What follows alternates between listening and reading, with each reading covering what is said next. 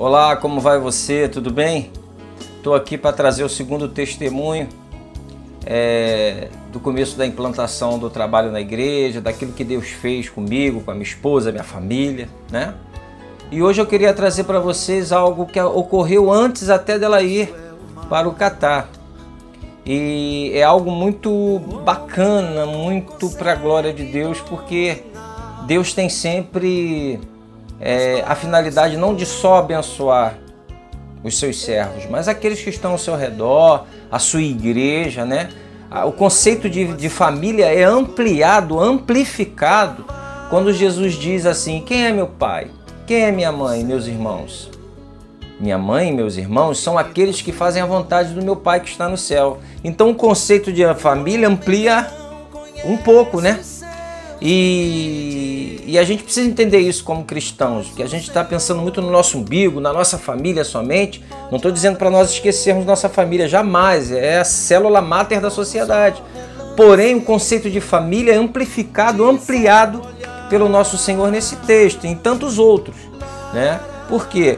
Porque o Senhor tem criado o seu corpo, o corpo de Cristo, a sua igreja, ao qual nós somos membros, né, pedras espirituais para a edificação do seu corpo, do edifício de Cristo. Então, às vezes, infelizmente, aqueles que mais amamos, que estão dentro da nossa casa, não são cristãos, né? Não professam a mesma fé e não são da nossa família espiritual. Bem, dito isso, eu queria começar a narrar esse testemunho. Eu trabalhava no Jardim Botânico, estava já morando em Olaria, e estava no último semestre do meu seminário. Não tinha carro, então ficava muito difícil para eu estar triangulando nesses lugares, né, de maneira bem efetiva, era muito cansativo. Porém, no último semestre, eu pedi muito à minha esposa, a gente havia começado a juntar o dinheirinho para comprar nossa casinha, e aí eu pedi, vamos comprar um carro, mudamos ali o foco, né? E falei algumas vezes, ela não aceitou, e eu compreendi, deixei para lá. Belo dia eu chego do seminário em casa, tem 2 consultores da Disnave de Bom Sucesso e ela preenchendo lá o cadastro para nós fazermos um consórcio. E eu fiquei, né, assustado não, mas surpreso. E eu falei, meu Deus, bacana, legal. E consórcio às vezes demora muito, mas foi um passo. Às vezes a gente começa a guardar dinheiro, vem necessidades, você acaba mexendo, então era algo que nós teríamos um compromisso mensal. E beleza, então passou-se aí 2 semanas, mais ou menos, resolvemos dar um lance para ver se nós, de repente, conseguiríamos pegar esse carro antecipadamente com o lance. Estava no começo, porque lá ou você dava um bom lance e pegava o automóvel, ou seja, a carta de crédito para pegar um automóvel, ou você era sorteado pela Loteria Federal com aquela carta de crédito. Então, nós demos o lance e na segunda-feira, que seria o sorteio da Loteria Federal e consecutivamente também ver quem tinha dado o lance maior, nesse dia eu estava no seminário e uma das atendentes da cantina, na verdade a dona da cantina, a Vilma, ela disse para mim assim: Miguel, eu tive um sonho com você.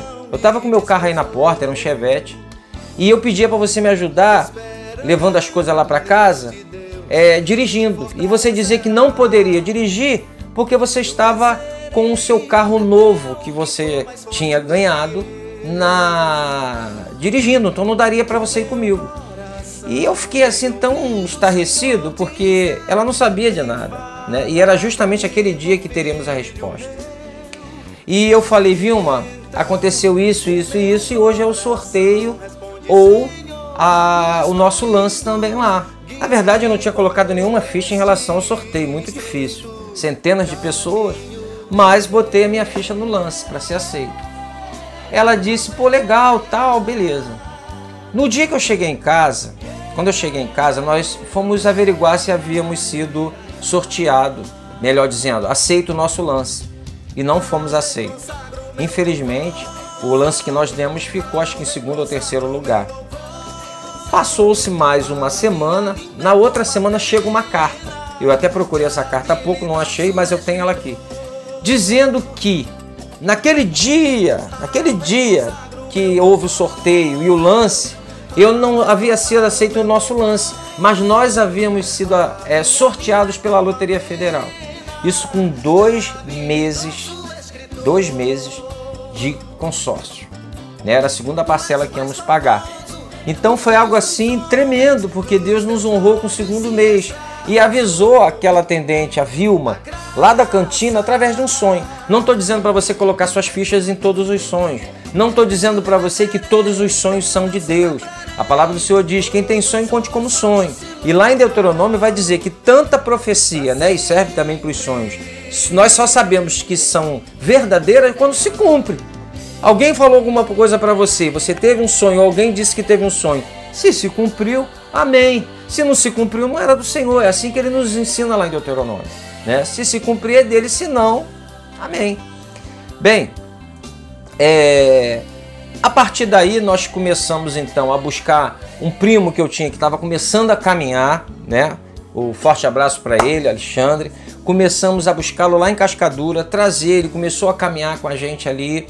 Buscávamos senhoras que não tinham como estar conosco, levávamos pessoas. Então o carro acabou servindo para, além de abençoar a minha ida para o trabalho, para o seminário, né? Ajudou muito para a igreja, levar os irmãos. O carro parecia o Fusca dos anos 60 e 70, tão cheio de gente, né?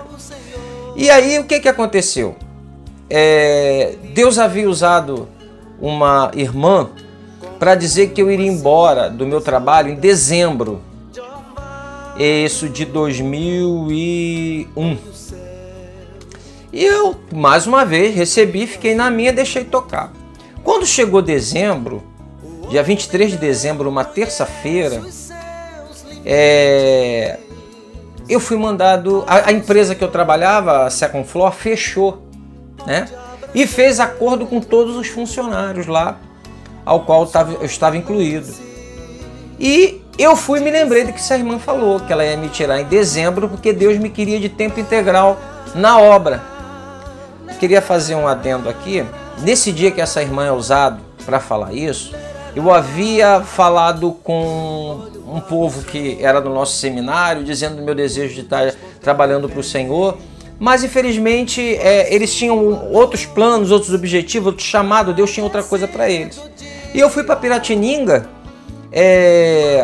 com a minha esposa, ela foi correr na praia, e eu falei assim, fiquei na areia ali, sentado, escrevi, falando com o Senhor, escrevendo no chão, falei, Senhor, poxa, eu estudei tanto e eu não estou sabendo o que o Senhor quer de mim, eu estou terminando o seminário e eu não sei. E foi nesse dia que, ao chegar, uma segunda-feira, ao chegar em casa, fui para o culto de segunda-feira, né? E Deus então havia dito que iria me tirar em dezembro de onde eu trabalhava. Isso aconteceu numa terça-feira, 23 de dezembro, e eu então saí. Eu não consigo precisar mais as datas tanto, sei que foi 23 de dezembro, mas porque tem muito tempo. Isso foi em 2001. E aí, na verdade foi 2000, perdão, 2001 foi quando eu fui para o Catar. E aí Deus então me coloca em casa, e foi justamente quando eu fui procurar emprego. Dentre tantos que eu procurei, foi esse que eu fui na Baimários, e esse chefe da segurança lá, que trabalhava na Mários, amigo da minha esposa, me ofereceu a oportunidade de alugar meu carro. E então esse carro também foi alugado. Ele alugava por R$ 1.200 lá no aeroporto Santos Dumont, né, numa locadora, o carro dele. E ele perguntou se eu poderia fazer mais barato. Eu fiz por R$ 800 e ele então alugou. Engraçado que eu fui buscar emprego lá e ele falou, cara, não tem muita coisa dentro do teu currículo aqui. O que eu vou arrumar pra você aqui? Eu falei, qualquer coisa, cara. E aí ficamos conversando e de repente ele começa a tocar no assunto do carro dele, que ele precisava alugar um carro mais barato. E aí é justamente quando eu falo do meu, que eu havia sido sorteado. E então, já tinha um tempo já, eu alugo para ele. E passo a viver com a manutenção do ministério com o aluguel desse carro que estava com ele. Pegava as quarta-feiras, depois parei de pegar as quarta-feiras, porque ele morava em São João, eu tinha que ir para São João de Meriti trazer o carro. E não era tão necessário na quarta. e eu então deixava com ele até sexta e pegava no sábado, né? E então durante um ano eu vivi com o salário, com o aluguel desse carro, né? Mantendo para que eu pudesse fazer a obra, pregar, evangelizar, cuidar das pessoas até que a igreja pudesse ganhar volume, né? E foi assim que Deus utilizou esse carro, tanto para abençoar a minha vida, da minha família, e a igreja, para pegar os irmãos, pegar esse primo em Cascadura e tantos outros, pessoas que precisavam, tanto também alugando para minha subsistência no ministério. Então Deus confirmando, né, ali a obra dele, ele entrou com providência e fez coisas maravilhosas. Bem, gente, com esse processo, eu digo até para aqueles que estão começando um trabalho, né, que Deus o comissionou, duas coisas eu te digo: não começa sozinho, não abra uma igreja sozinho. Eu nunca quis fazer isso. É porque infelizmente eu não tinha automóvel, a Barra da Tijuca ficava longe e tudo aconteceu de uma maneira muito específica para mim, né? Eu gostaria muito, fiquei buscando muito uma igreja mãe para eu me filiar. Com certeza, com tudo que Deus havia me dado em termos de conhecimento, não seria qualquer igreja. Eu gostaria de uma igreja dentro da minha linha teológica e séria, com aquilo que eu acreditava ser realmente uma igreja. Então dificultou muito para mim e eu fui prosseguindo. Mas eu não aconselho você montar trabalho nenhum sozinho, isso não é bíblico, a não ser que seja algo extraordinário do Senhor. O Senhor fez isso algumas vezes, mas tem que ter muita confirmação, né? Outra coisa, e saiba que se Ele te chamou, Ele vai sustentar, né? Bom seria se você fosse a extensão de uma igreja mãe, sabe? Que você implantasse um trabalho, que você começasse um trabalho debaixo da cobertura emocional, da cobertura financeira e da cobertura relacional de uma igreja, né? Não estou falando de cobertura espiritual, porque não é nada disso. É realmente a base e a estrutura que você ganha implantando um trabalho filiado a uma igreja, né? Para que tantas igrejas, nomes novos? Acho que isso aí não coaduna com a vontade de Deus, mas nós achamos que sim, você precisa de uma igreja que seja da sua linha, que coadune com a sua linha, e aí você então sirva naquele local como o Senhor te colocar. Amém? Ele implantou aquele trabalho ali em Olaria, estamos lá até hoje há 17 anos, né? E nós recebemos do Senhor toda a provisão para esse trabalho até hoje, né? Recebemos toda a provisão e o Senhor então foi fiel. Não temos de mais, não temos de menos, temos aquilo que é necessário, como Agur fez a oração ao Senhor lá em Provérbios, né? Temos o necessário para a manutenção daquela igreja.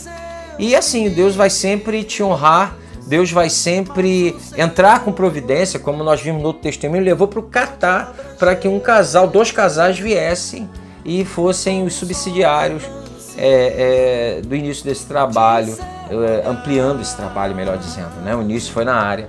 Então, gente, quero deixar essa palavra para você. Deus é fiel, Deus nos honra para abençoar a obra dele, para abençoar outras pessoas. Nunca nada com Deus é egoisticamente, umbilical, só pensando numa pessoa, em mim mesmo, nas minhas coisas. Ele sempre pensa abrangendo todos os seus propósitos. Amém? Que Deus abençoe cada um, que a graça do Senhor esteja sobre a tua vida, tá? Um abraço, tchau, tchau. O fulgor da glória do meu Senhor.